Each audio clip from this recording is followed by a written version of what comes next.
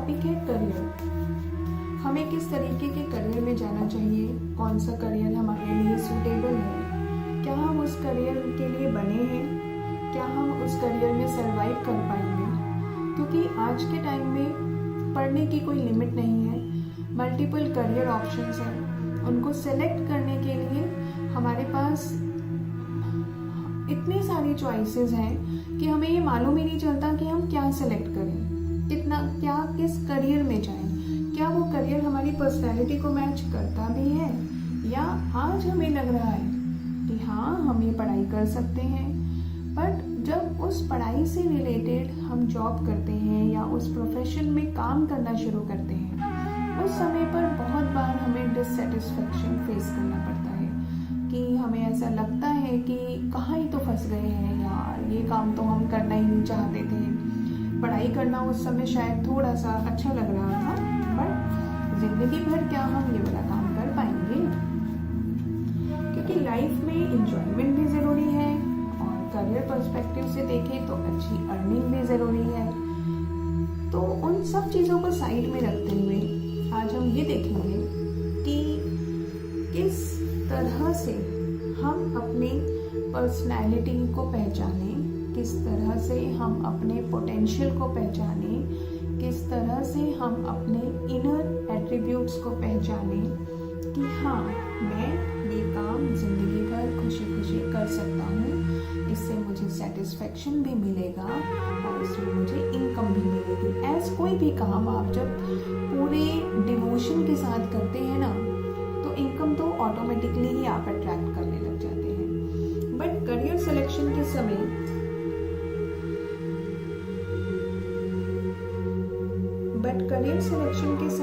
हम इतने डाइसी रहते हैं, इतने कंफ्यूज रहते हैं कि हम सिर्फ करियर ऑप्शन जो चॉइसेस हैं उन्हीं पर फोकस रखते हैं, बजाय इसके कि हम ये देखें कि हम क्या करना चाहते हैं, हम किस चीज़ के लिए बने हैं। तो चलिए देखते हैं।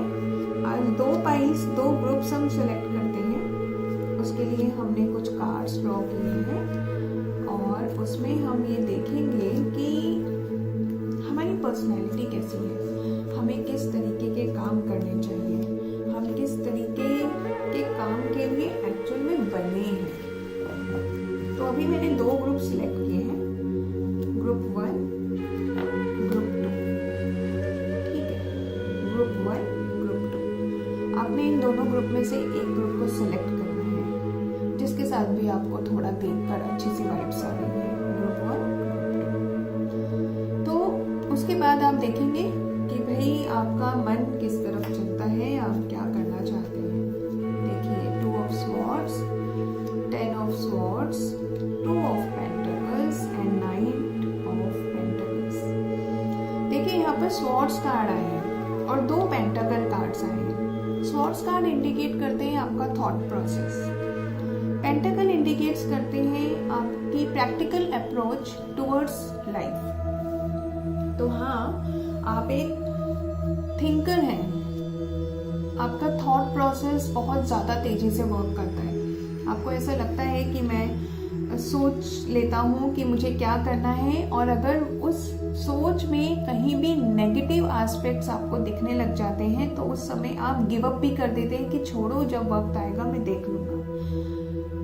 तो आपका कंट्रोल बेसिकली नहीं है अपने थॉट्स के ऊपर, और आप इसीलिए आप अवेयर भी हैं इस चीज़ के लिए कि हाँ मैं सोचता ज़्यादा हूँ। इसीलिए आप चीज़ों को थोड़े टाइम के बाद भगवान के भरोसे या हालात के भरोसे छोड़ देते हैं कि ठीक है, जब वक्त आएगा मैं देख लूँगा।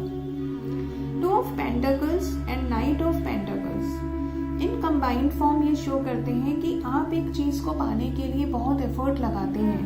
एक्चुअल में you are a hard worker. तो आप कुछ ऐसा चुन सकते हैं जहाँ पर एक्चुअल में बहुत हार्ड वर्क की ज़रूरत है, जहाँ पर अप डाउन्स भी आएंगे बट वहाँ आपको जुगाड़ लगाने पड़ेंगे। एक सीधी सीधी राह ना भी हो तो भी आप टेढ़े मेढ़े चीज़ों में फंस कर वहाँ पर कुछ भी XYZ किसी भी तरह से जोड़ तोड़ कर आप अपनी पढ़ाई को सक्सेसफुल बना पाएँ, आप अपने करियर को बना पाएँ। बेसिकली ये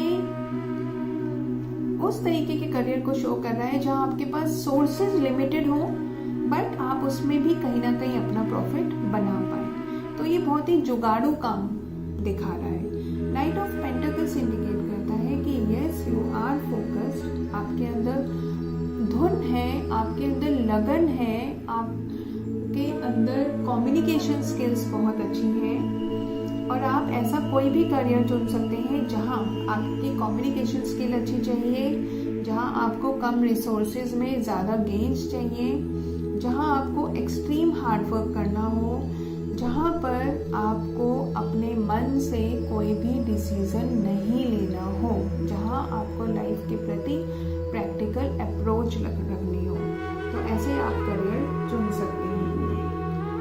मीन्स आप कंसल्टेशंस के काम में, आप काउंसलिंग के काम में ना ही जाएं तो बेहतर है, क्योंकि ये कार्ड्स आपके थॉट्स पर कंट्रोल नहीं दिखा रहे हैं। आपकी लाइफ के प्रति प्रैक्टिकल अप्रोच है।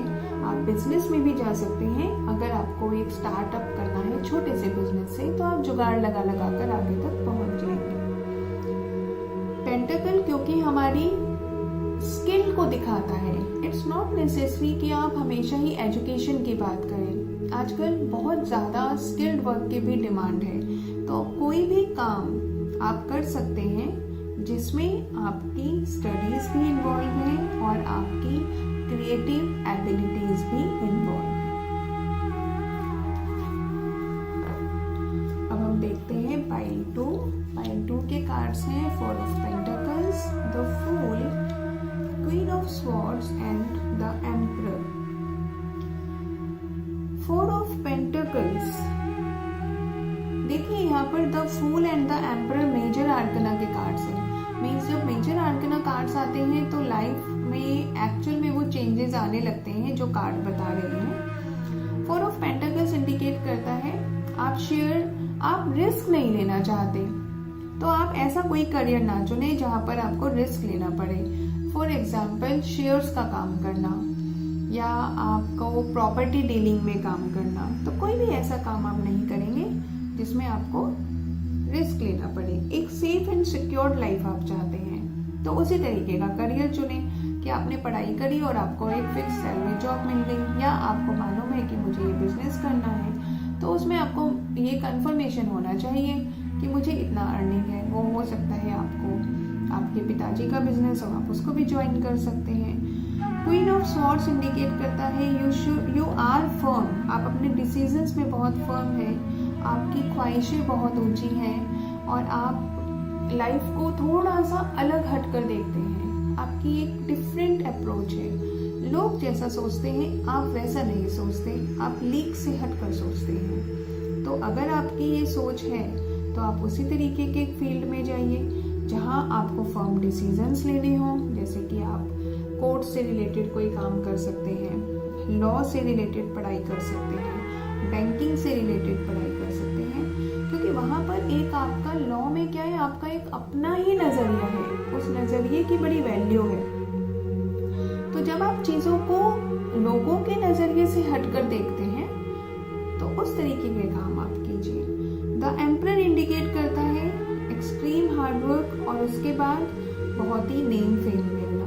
तो यस, अगर आपको बहुत जल्दी नहीं है, आपको ऐसा नहीं लगता कि मुझे आने वाले 4-5 साल में ही बहुत पैसा कमाना है, एक हाइट तक पहुंचना है, अगर आपको ऐसा लगता है कि हाँ आई कैन वेट, मैं धीरे धीरे अपनी सक्सेस पा लूंगा, तो अगर आप उस मोड में हैं, वो आपका माइंडसेट है, तो आप उस करियर में जाइए जहां पर आपकी ग्रोथ धीरे है बट श्योर है, वहां पर आप सेफ हैं, सिक्योर्ड हैं। क्योंकि पहले भी हमने देखा आपकी रिस्क लेने की टेंडेंसी नहीं है, तो धीरे धीरे चलिए, आराम से उस करियर को चुनिए जहाँ भागा दौड़ी नहीं है, जहाँ बहुत जल्दबाजी नहीं है, जहाँ आप आराम से तसल्ली से अपने डिसीजंस ले पाए, आराम से तसल्ली से अपना काम कर पाए, और जहाँ आपकी लाइफ में कोई रिस्क फैक्टर ना हो। द फूल अगेन इंडिकेट करता है कि यस, आपको फिर से वही इंडिकेशन है, आपको रिस्क वाले काम नहीं करने हैं, जहाँ कहीं पर प्रॉपर्टी इन्वेस्टमेंट, जहाँ आपको डाउट है कि मेरा लॉस हो सकता है, उस तरीके के काम नहीं करने।